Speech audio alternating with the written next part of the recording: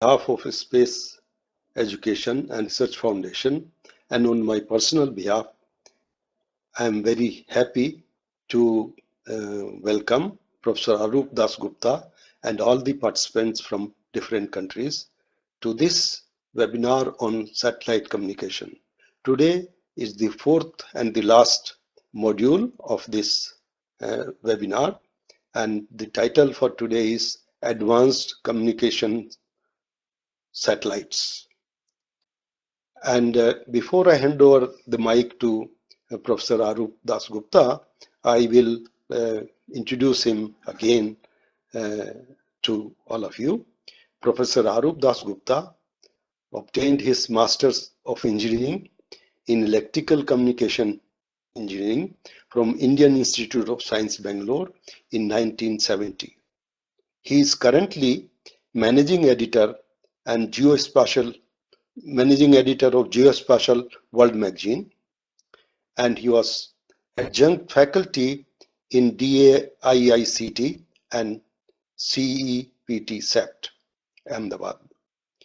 He has 48 years of experience in satellite communication, remote sensing, and GIS technology.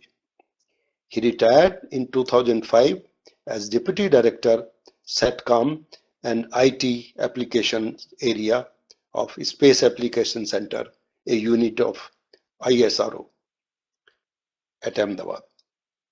He has also served as an independent director at ScanPoint Geomatics from 2009 to 2014, and as a distinguished professor at BISAG from 2005 to 2009. For his significant contributions, he received Excellence Award, one for 2005 from Indian Society of Remote Sensing, and the second one for 2016 from Indian Society of Geomatics.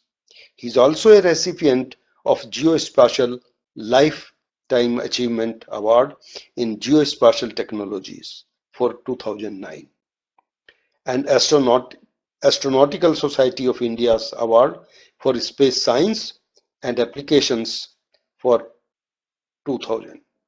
He is a senior member of IEEE and a fellow of IETE, fellow of ISG, life member of INCA and ISRS. His current interests are space policy, convergence of space and information technology for sustainable development of the planet Earth. With these few words, I now invite Professor Arup Dasgupta to join, and I hide from this room.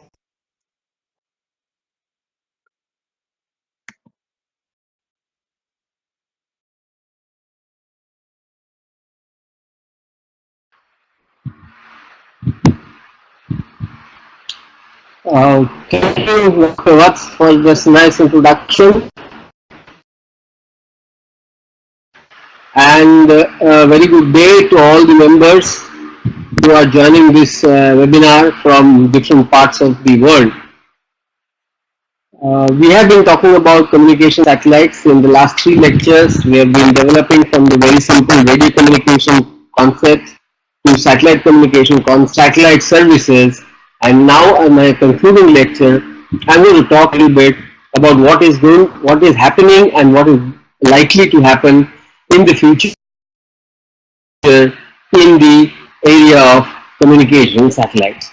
And therefore, my talk is entitled Advanced Communication Satellites. Okay, so in this we will be talking of the new application, because the reason why the new advanced communication satellites are making several changes is because of the new application trends.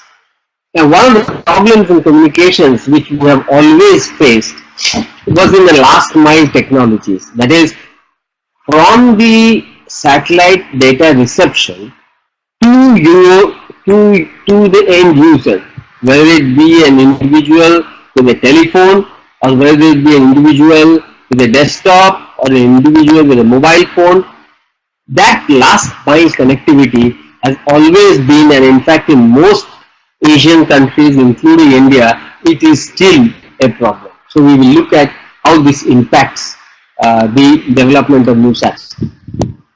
An interesting development is that there is a two-way satellite broadcasting that people are now talking of. It is interactive, and one of the technologies which we have experimented with and the world is using is called the DVB-RCS. The DVB stands for digital video broadcasting from satellite, and RCS is return channel through satellite, which basically gives you the feedback. Now, when we talk of digital video broadcasting, it does not necessarily mean only TV signal. It also means any kind of data. Satellite for internet services for Earth. This is the latest thing that is happening. And internet services for planetary missions is something that people have started talking about. So, what do we see over the last so many years is that there is a shift in the global telecommunications from voice driven to video driven. Right? So it's not so important as the person talking to person B, but it's important is how that data is being transmitted through wideband, not necessarily through voice. Then analog is giving way to digital, and this has happened all over the world today. And today all your TV sets are basically digital. Okay, you cannot receive the analog signal. In many countries, analog signal transmission itself has ended. India also is supposed to end, and all Indian customers are expected to start investing in digital set-top boxes. And then, of course, therefore, it is heavily data driven. So it's not only voice and TV, but a lot of data is now being transmitted over the satellite. Machine-to-machine communication is increasing as compared to human. This is a very interesting factor. All of you must have heard of Internet of Things. And in Internet of Things, one of the main things that happens is that machines keep talking to each other, and there is no need for human intervention. Machines adjust their operations depending upon the parameters that they are sensing. And if there is a breakdown, only then the machine alerts the human operator that there is a problem. So machine-to-machine communication is increasing, as well as machine to human, right? And we will see that there is also a human to machine. All of you must have at some point or other gone to a customer care service, and what happens after the customer care service is over is that you are asked to answer a few questions with a number, right? So, are you satisfied with the discussion you had with the customer care executive? If satisfied, dial 5. If not satisfied, dial 0. Okay, the voice that is coming to you is from a machine, it's not from a person. And when you dial the number, it basically registers the satisfaction that you have achieved. So essentially what is happening is you're not talking to a human, you're talking to a machine. This is also something that is happening today. Then there is a lot of collaborative and distributed computing. If you look at IoT, it's totally distributed computing, and a lot of it is collaborative. You have the cloud, okay, and in many cases the cloud is really the cloud in the sense that it's being managed on satellites. Then satellites are increasingly being used to provide direct service. This is nothing new. All of you will be having direct-to-home television receivers.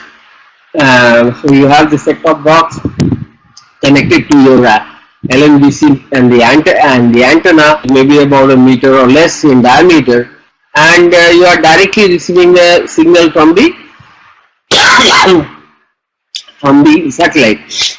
No other intervention, no last mile. Last mile problem as far as TV is concerned is already settled using the high capacity satellites.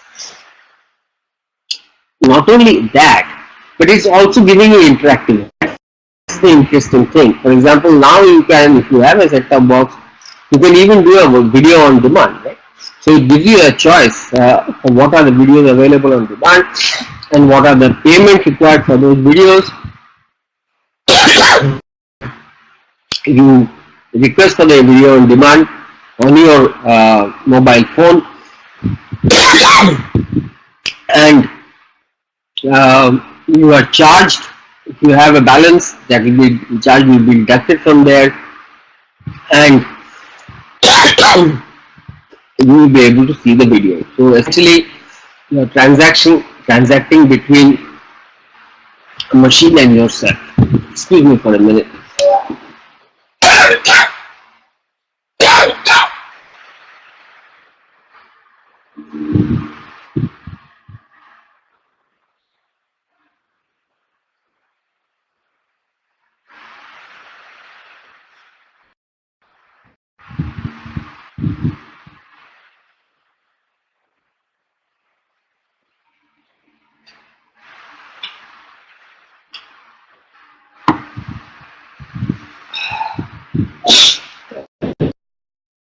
Sorry, I have a bad throat. Okay, so where do we go next? So if I look at the overall picture, so what you see is basically we are into a multimedia world. And the three major contributors to the multimedia world, of course, the computer world, the broadcasting world, and the communications world. And we are basically concentrating on communication world.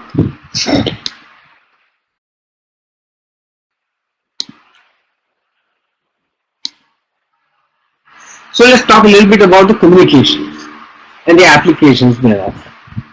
So you can classify applications into different groups, and the first group I'd like to talk about is the people-to-people applications. Now, that's the most common, right? Because one of the first communication applications between people to people was the telephone system. So now this can be synchronous. What does it mean? It means that the two people are available on each end of the link and the conversation is going on in real time. So this is usually for interpersonal communications. So for example, as I said, a telephone talk could be treated as a synchronous people communication. It could also be a person to a group. That's what's happening now, right?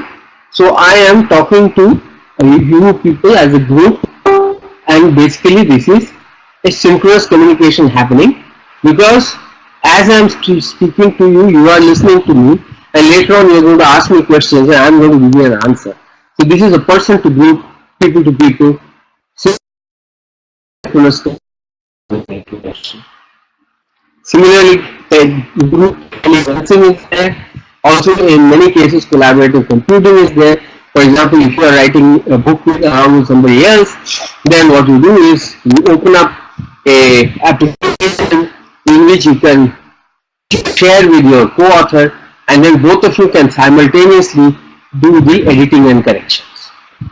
Now, the asynchronous one is exactly the opposite. In the asynchronous one, what happens? Both persons don't have to be present when the communication is happening. So, for example, multimedia mail, simple. I send an email, the person who has sent it, he may be asleep, right? Because Professor Butts is in Los Angeles and I am here in Ahmedabad. So when it is morning for me, it's night for him. So what happens if I send him an email, it waits for him, and when he is up, he can read the email. This is typically what's called the asynchronous communication. Then you have things like bulletin board, where you post an information where others can see at their own convenience. Similarly, there are mailing lists, the discussion groups, typically used to be called listservs, where you have a discussion going on, there are members there, and each member responds at the time convenient to him, and then his response is again answered by other people at a time convenient for them. So the whole thing is happening, the conversation is happening, but it is happening in a manner. So then you can have people to systems. Now, one is, for example, the interactive, like a single request. For example, I gave the example of the video on demand. Similarly, there may be multiple requests and interactions. That is, if you have an interactive video that you want to skip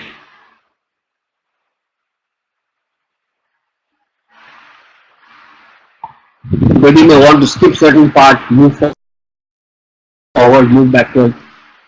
These are in the range of interacting multiple requests. The IVR example which I gave you, that also is an interactive people to system application. Then you can have distributed. How is that? You can have a closed user group service, right? That is a group which members are by invitation. Okay? Now what is happening right now is typically that is, you have been invited to attend this webinar. So this is a closed user group and we are interacting on this. But we are interacting through the system application, which is the RF system, right? It could be subscriber e-zines. In fact, nowadays e-zines have become very common. Electronic magazines, what I mean to say. Most big publishers are now shifting over to the electronic publication. It saves them a lot of cost. The magazine reaches you as soon as it is ready to be published, and of course you can go through the magazine at your own pace and on your device, which could be a mobile, which could be a tablet, or which could be a desktop. In that, open groups also, for example, like services like the internet, which is totally open. You don't have to become a member of the internet to have a ISP. You join the internet, that's it. So these are again people to system applications. Then you have system to system, and this is very interesting. So where the systems are talking to each other without intervention of the human. And the example I gave you one was the Internet of Things. Look at your modern car today. So many things are there, good, and these various elements are talking to each other,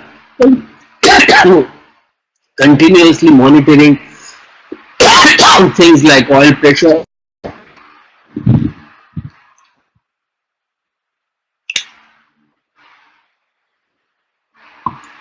things like temperature, and as soon as some parameters go out of range, you get a flash error, right?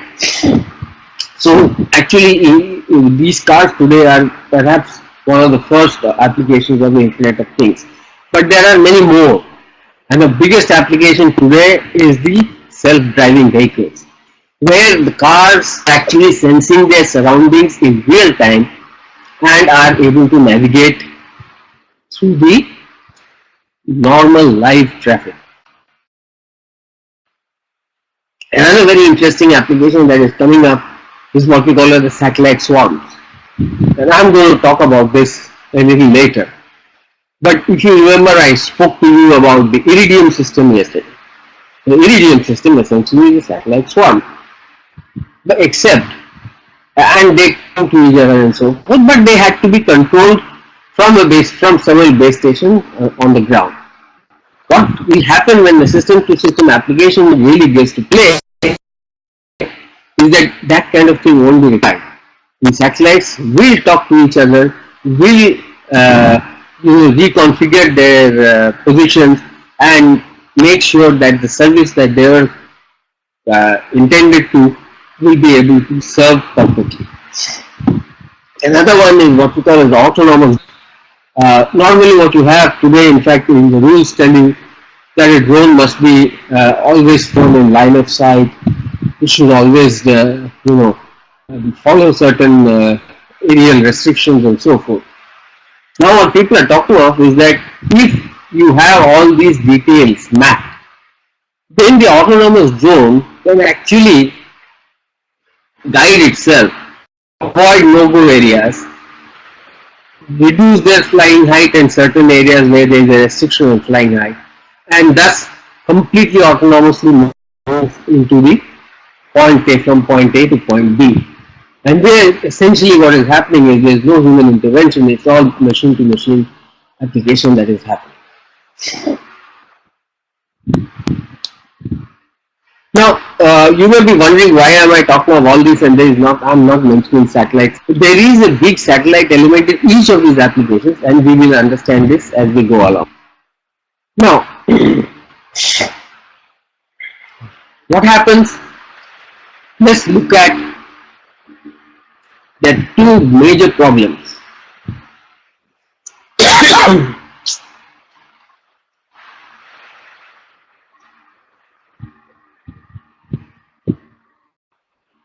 There are two major problems. One problem came very nicely in a question, I think it was yesterday. What about the satellite delay, the latency? So I send a request, it travels 512, 36,000 kilometers, then it comes back another 36,000 kilometers to my intended recipient. That's half a second gone. So how do you handle such delays? The second point is the bandwidth. How much bandwidth do I have in my control which I can use effectively for my application? So what we try to do is we try to look at the applications which require higher and higher bandwidth and applications which are not so much affected by the high degree of latency and jitter. If I look at it from this point of view, in a one-way communication, you can live with a lower bandwidth and any delay is acceptable because it's not delay critical. So broadcast TV, radio, then data, push techniques for data, these are all falling in the same category. They can tolerate low bandwidth and they can tolerate a certain level of latency. So for example, if it is a carousel or a push technique, the preference is for a low delay. But then if it is things like broadcast TV and radio and so forth, that delay is not so critical. Unless it's a real-time thing, it's not so critical. When you get into two-way and into narrowband applications, again, so your bandwidth is still low, then what you have is that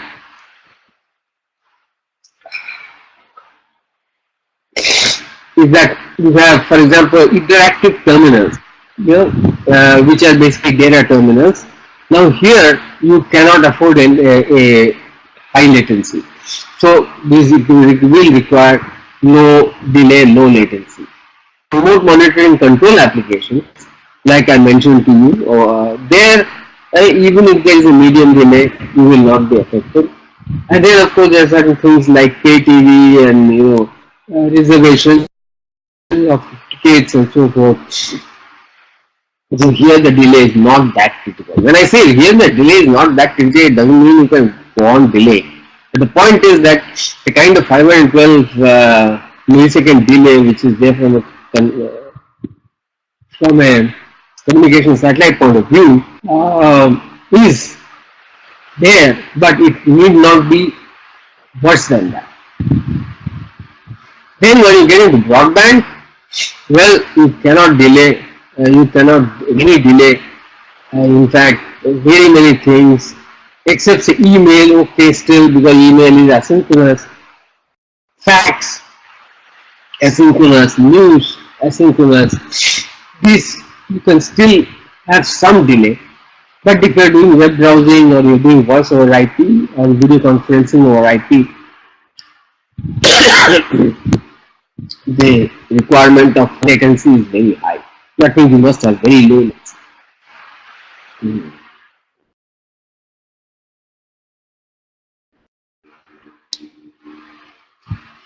How are the last mile technologies handled?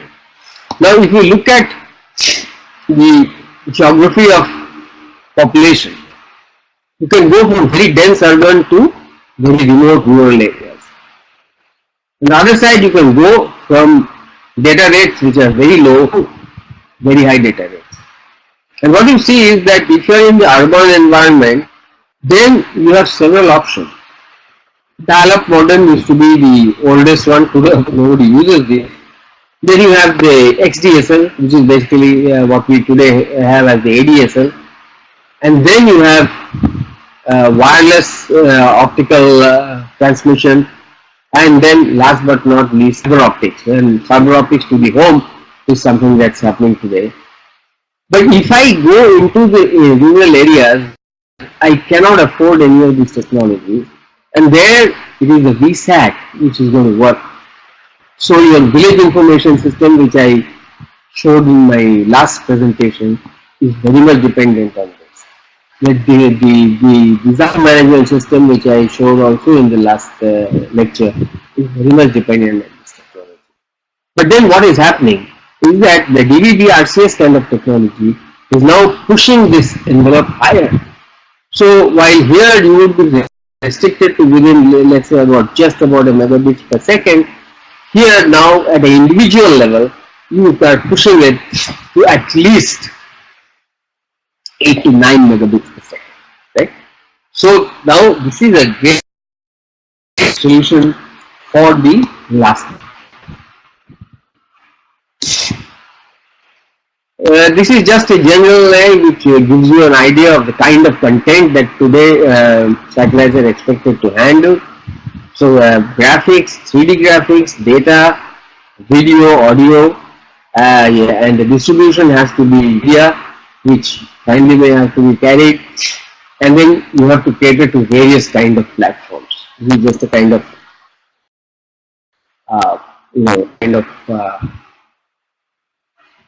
artist's impression of how communication is actually converging so many things into one.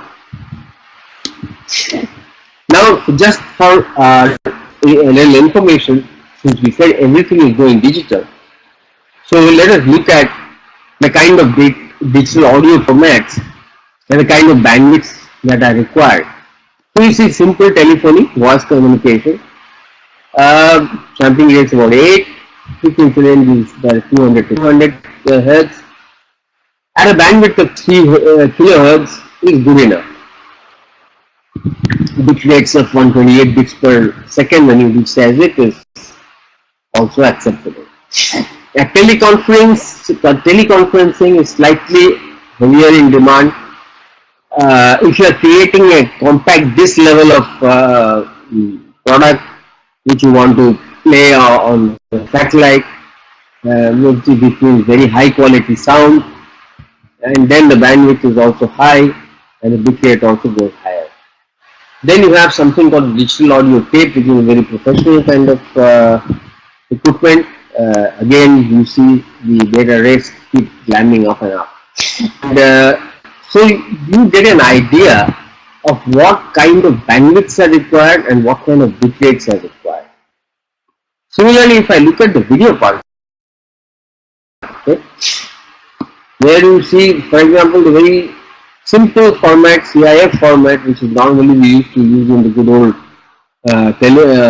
computer screens, 360 by 288 by 30, sampling rate of roughly 3 megahertz, require a bit rate of, but today you have HDTV.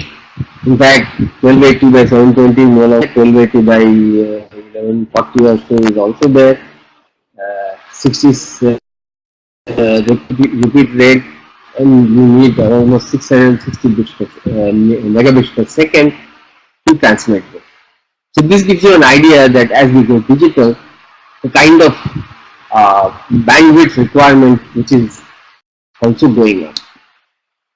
Now here is a very interesting fact I found, particularly for our Asian friends, is what is the application which is most important.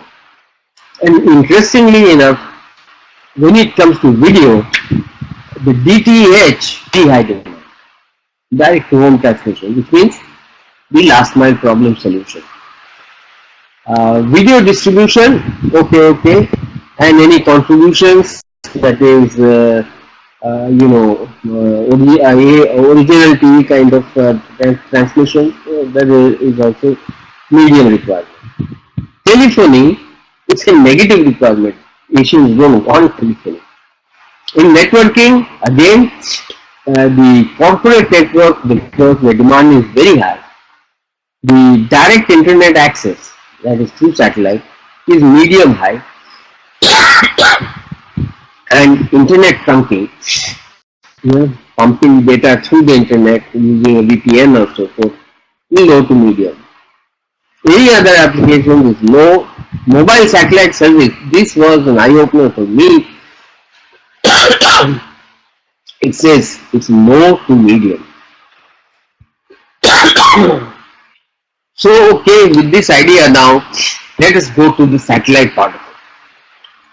And the satellite part of it is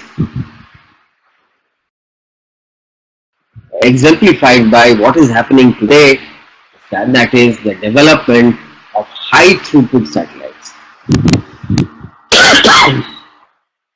So why do you need that?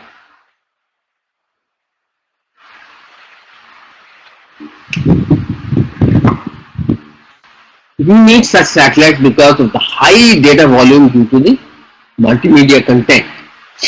Need for high-speed data transfer over satellite links. Satellite links to high sparse networks, that is rural areas, are cheaper, faster to realize, and easier to maintain than terrestrial network. This is almost a given, but still people say that why can't we use a microwave link, or why can't we use a fiber link? The point is, you have a microwave link, any one tower fails, your entire link goes. You have a cable link, any point the cable is cut, and it can happen for any reason, your link is lost. The satellite link is the most reliable. In fact, we showed this when we did the site experiment way back in 1975. What kind of satellites do you need then? And there are two approaches in the satellite technology which are currently in use. One is what we call satellites with regenerative transponders, and the other is satellites with multi-beam transponders. Okay, so let's look at the allocation of frequency bands for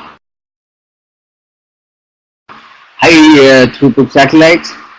So C-band, of course, is very much there, 4 to 6 gigahertz for mostly the fixed satellite services. This is not going to go away very soon. Then you have the Ku band, 11 to 14. This is again also for fixed satellite services and broadcast satellite services. Then you have the Ka band, and that's at 20 to 30 gigahertz.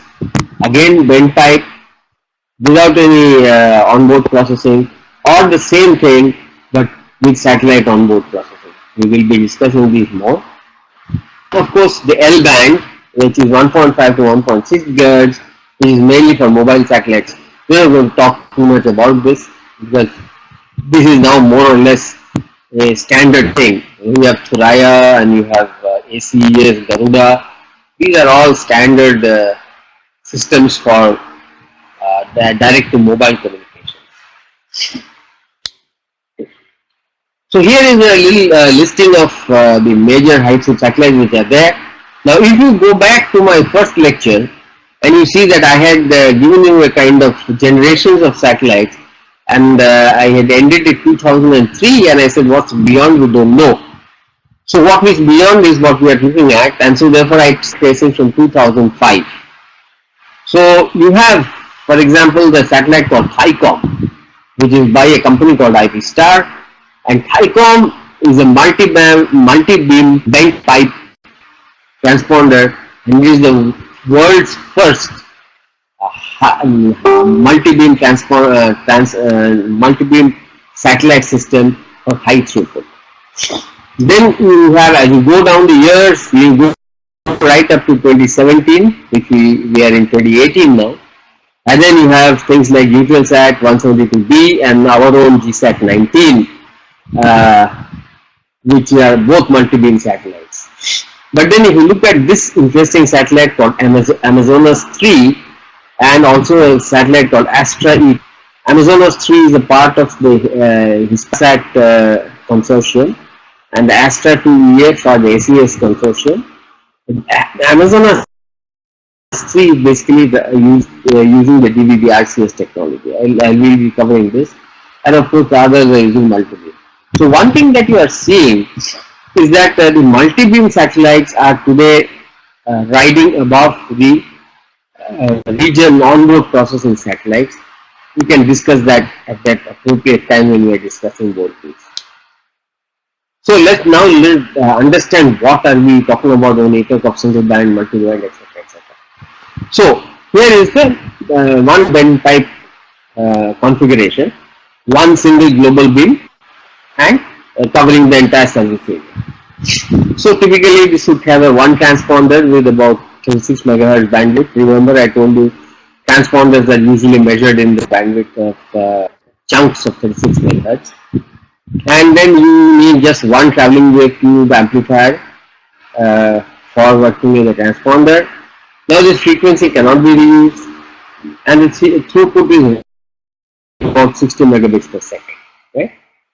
Now if I have a multi-beam, then what happens is that I start being able to put in more, I can do frequency reuse, which means same frequency which I am using for this beam, I can reuse for this beam because the two beams are separated and therefore there will be no confusion, no interference, right? So you are able to do frequency reuse, and because you are able to do frequency reuse, so your throughput increases, so therefore you get a better performance, better use of the frequency. But there is no interconnectivity or flexibility of bandwidth allocation within the beam. Take this pinch of salt, because today modern multi-band, multi-beam satellites are able to do precisely this. The satellites are so complex that you can actually switch the particular beam from one transponder to another, or you can switch a consumer from one transponder to another. Right? So it makes the satellite very, very complicated, but it is being done today. And that is the reason why today the regenerative satellites are not very, except for one or two cases. So here is the onboard processing part. So here what happens is that you have a switching thing on board. What is not shown here is that even if you have this and you are able to do the interconnectivity and flexibility, that has to be done from a ground station, which then asks the satellite to reconfigure itself. Okay, here it happens on the satellite itself. The signal itself carries the message, and that is interpreted by the onboard processor, and the necessary switching of the beam is done. That is the main thing. Now, why is this not so popular? For many reasons. One of the reasons is that many of the technologies, the modulation and so forth are changing so rapidly that it's not worthwhile to have that on board the satellite, because the satellite once has gone up 15 years of lifetime, and many of these technologies are evolving so fast that by about 3 to 5 years the satellite starts becoming old-fashioned, dated. The technology is old. So that may be one of the reasons onboard processing is not accepted. Other is, of course, if you have a major failure, you lose everything. Okay, that's true for any satellite, not necessarily only for onboard processing. But the point is, by onboard switching, you are able to get full connectivity and flexibility of bandwidth allocation on demand. This is the important point. In all these cases, whether it is the multi-beam satellite or whether it's the onboard processing satellite, the key is maximizing the use of the frequency, maximizing the use of the bandwidth. And then you are totally loading the satellite capacity to its peak, and therefore you are getting the proper return on the huge investment that you are making on these massive satellites. So here is an example of a multi-beam coverage satellite. So what you see here is, you see there are so many multiple beams, and each beam is covering a certain region. Okay, I will not say that these are the sun of the India, but generally a state plus a little bit more here and there. Now the advantage, now here with the advantage is that you can do complete frequency reuse. So for example, if I am using one frequency over here, okay, I can reuse that same frequency over here, and then I can reuse that same frequency over here. And like this, I don't know if you have people heard of something called, if I have a map, what are the minimum number of colors I need to color the map such that no two regions have the same color. And this is a mathematical problem called the four-color problem. Exactly the same thing is being applied here. Essentially, you talk of color beams, and then make sure that by ensuring that no color beams overlap each other, you can reuse the frequency heavily. That is one thing. The other thing is that now, because say a user over here wants to communicate with, let's say, a user over here, what this user will do from his small terminal, request for the connectivity. Now that request, how does it go to the satellite? Well, it first goes, this is all in KU band. So it says this request goes satellite in the KU band. The satellite then retransmits that request in the KA band to a set of regional hubs, and that's what you see over here. So you have 4 regional hubs. Now each regional hub is responsible for the KU band application terminals in its region, right? So as I said, from this region a request is to the satellite. Satellite receives it and retransmits the result back to the gateway station. The gateway station then decides which is the other gateway station to be alerted. Now there are 2 choices. If there is a very strong terrestrial link, say, it will then alert the station that, look, you need to configure the satellite beam for receiving a request from this satellite beam, or you can get a band, that is KA band, which is higher. They can talk to the satellite, in turn talks to this base station and gives the instruction. This base station then alerts the desired end user over here, and then the connectivity is set up directly between this user and that user. So you see the difference here. Gateway stations and the gateway stations have to be able to either talk to each other through the satellite, or they have to be able to talk to each other through very strong terrestrial high-speed links. Okay, so this is typically how a multi-beam satellite will work. So what are the significant features of the system that I showed you? It's actually the GSAT 11 configuration which I showed you, and it supports a variety of applications through different types of terminal sizes ranging from 0.8 to 1.2 meters. This is the point. The user terminal can be as small as 0.8 meters or as large as 1.2 meters, but nothing more. Now, total capacity is calculated for a typical low-power KU band village resource center. We are looking at addressing the remote areas. So, the village resource terminal size we are using a 1.2 meter and connects to the hub 8.1 meter. Okay. The per beam saturated KU band EIRP is 59 dB watt. Okay. With the G by T of 16.6 dB per Kelvin. Now, these terms are familiar to you. I covered them in my first lecture.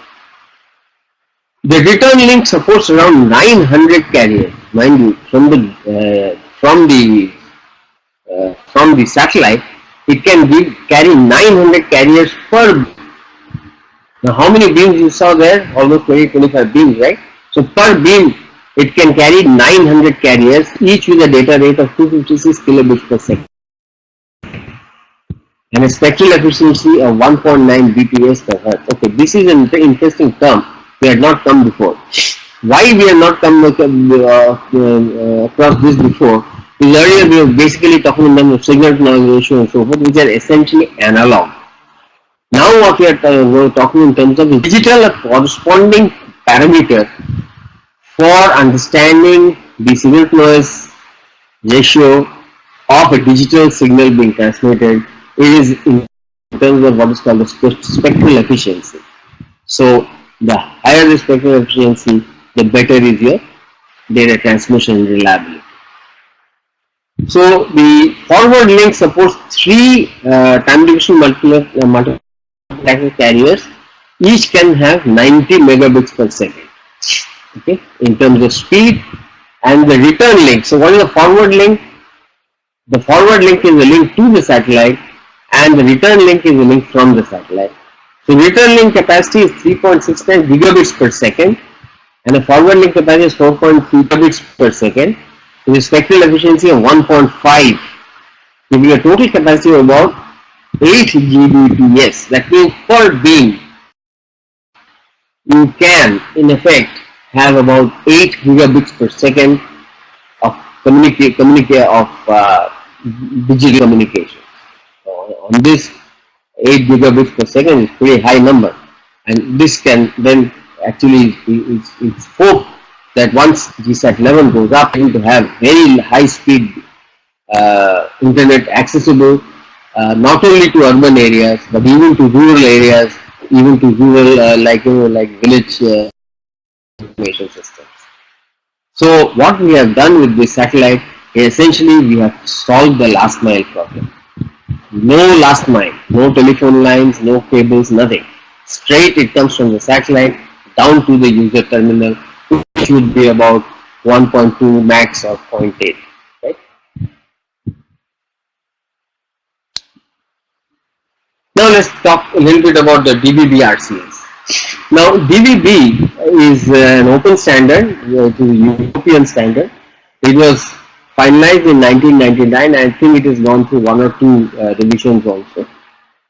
It's a wireless access technology which supports broadband internet and streaming video. Okay, and basically it is tailored for internet access over geostationary orbit. That means the latency which is there, which somebody talked about in the last question and answer session, is taken care of by some very interesting technologies. But I'm not going to go into that. Again, I'm overshooting my time.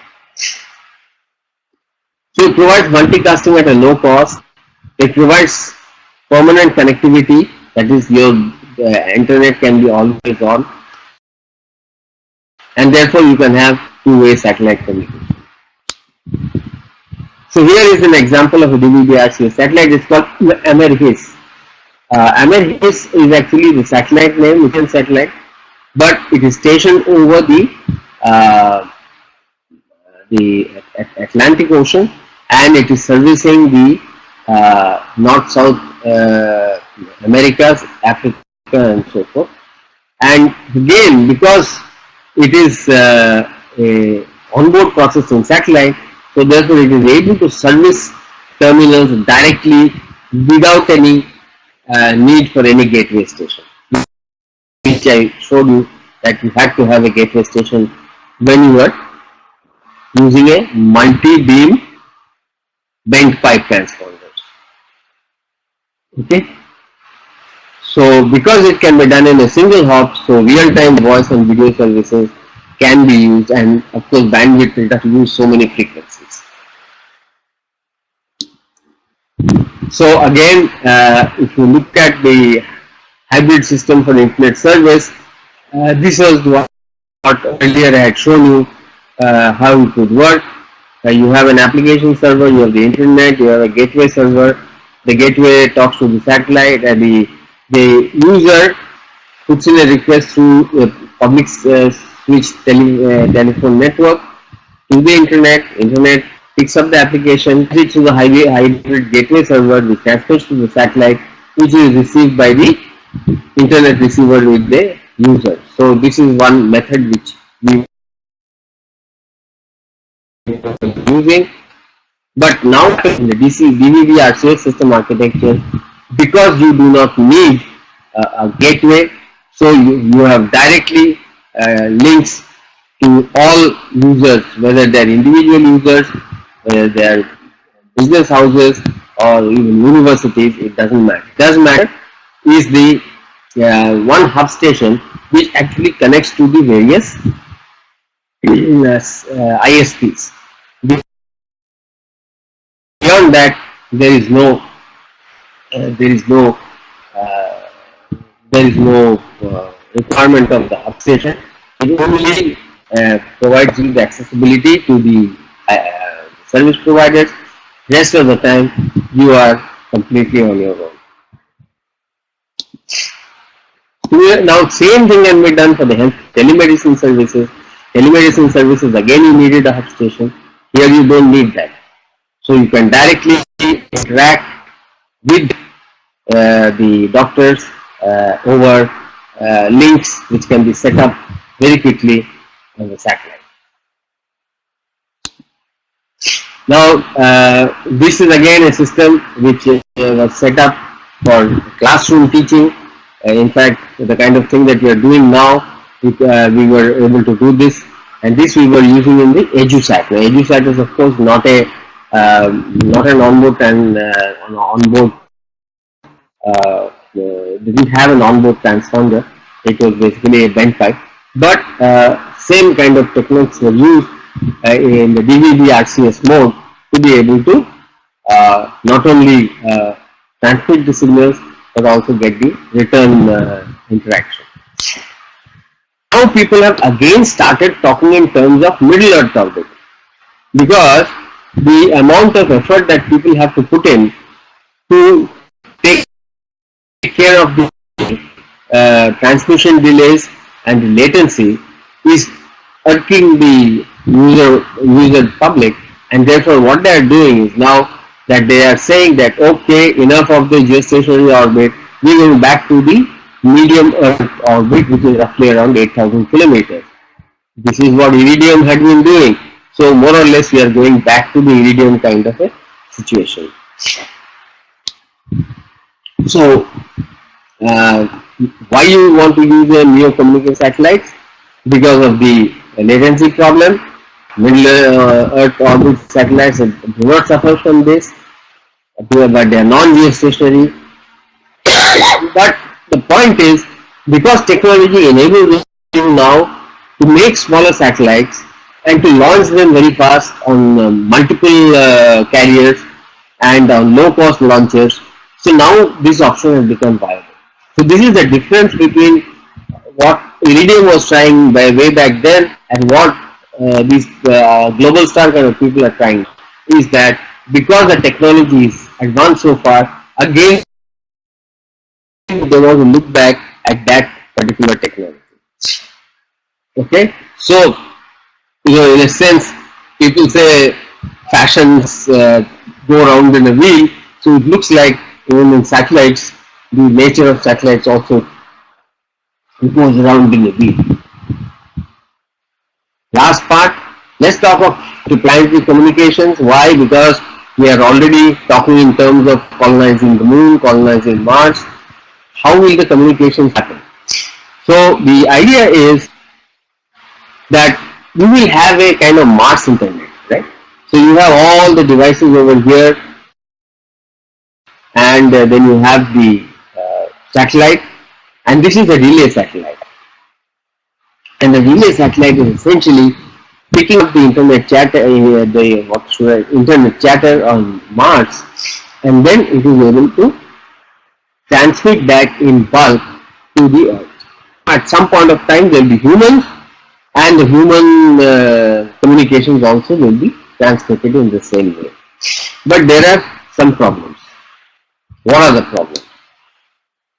You see, unlike a situation on the Earth, where if there is a breakdown in the link, you are able to